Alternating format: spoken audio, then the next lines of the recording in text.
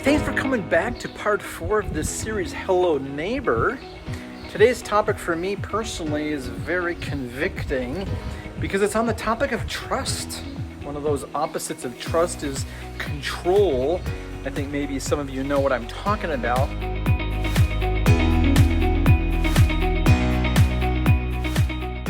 Daily, you and I are used to investing time and effort into things that we can control. Those things where we can see the outcome, the results. But what if following Jesus goes against that thought? You know, doing the things he asks of us in his word, but the outcome can be very different because God is in control. For example, we share the gospel with people no matter what we see, what we don't see afterwards.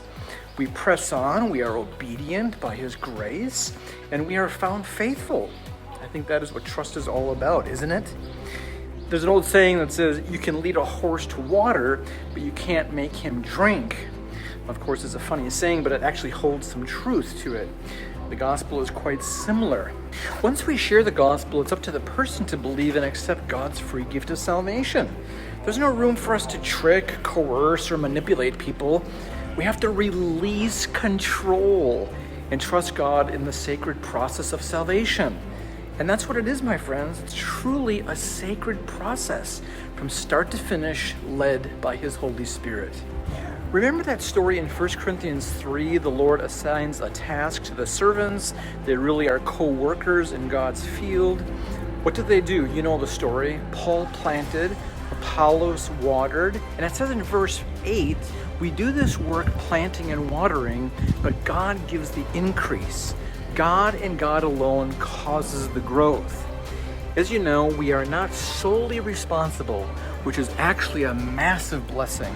We play a tiny role in the overall story of salvation, specifically as heralds, ambassadors, or simply voice boxes.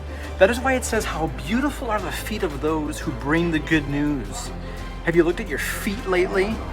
Since we can't read minds and see people's hearts, it's of course true that we may never see people we share the gospel with get converted. However, the reality of heaven is coming, and there's the possibility of amazing surprises. Actually seeing some of the people there who we shared the gospel with. Can you imagine?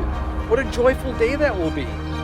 We trust God for all of that and continue living out this vapor of a life which is all by faith and not by sight. How grateful we are that we serve a God who is engaged and has the best, most perfect plan in place for each human being on planet Earth. We can trust him to love our neighbor even more than we do.